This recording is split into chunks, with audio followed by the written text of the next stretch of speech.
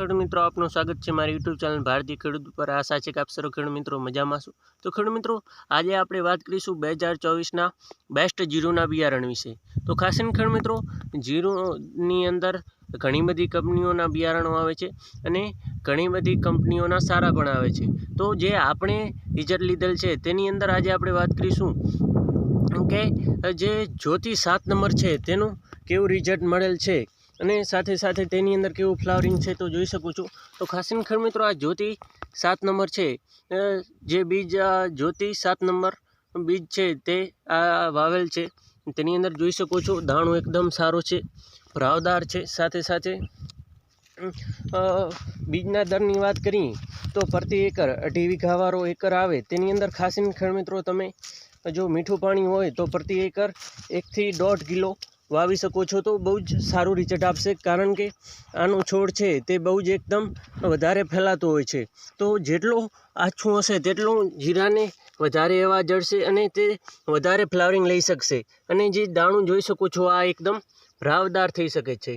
સાથે સાથે તમે આનું વાવેતર જેટલું આગોતરું કરશું તેટલું સારું રિઝલ્ટ મળશે। પછી આ ખાસ ખેડૂત મિત્રો એક જે તમારે ભેજવાળી જમીન હોય તો જે 4 થી 5 પાણીની અંદર જ પાકી જતું હોય છે। સાથે સાથે દાણું પણ એકદમ ફૂલ ભરાવદાર રહે છે।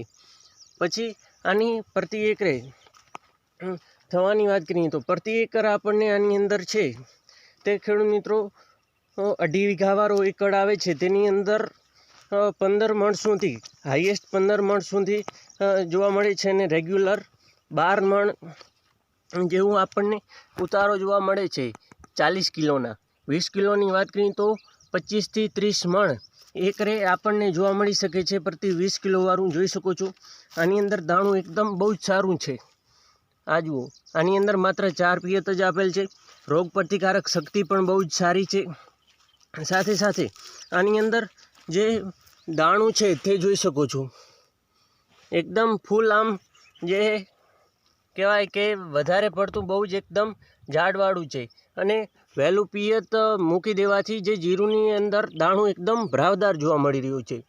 એટલા માટે ઓછી પિયતની અંદર જો તમારે સારી ભેજ સંગ્રહવાળી શક્તિવાળી જમીન હશે તો ખાસ ખેડૂત મિત્રો નકર આની અંદર પણ જે 7 થી 8 પિયત તો જો તમારે રેતાળ જમીન હશે તો જોશે જ, કારણ કે જે દરેક જમીનનો ભેજનો પ્રકાર અલગ અલગ હોય છે। અને આની અંદર ખાસ કરીને ખેડૂત મિત્રો પાક્યાની વાત કરીએ તો 3 મહિને આ પાકી જાય છે જો તમે 60 દિવસે વહેલું પાણી મૂકી દો તેવી રીતના પછી દરેક બીજ પાકતા હોય છે।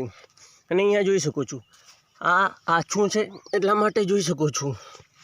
આ જુઓ છોડની અંદર કેટલી બધી ડાળીઓ છે, આ જુઓ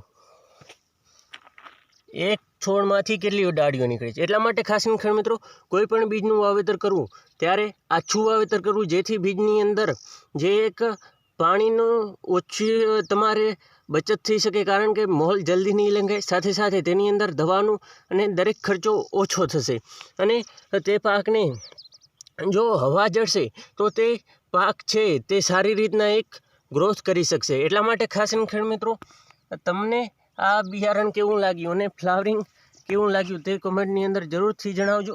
આ વિડીયોની અંદર આટલું જ, આભાર।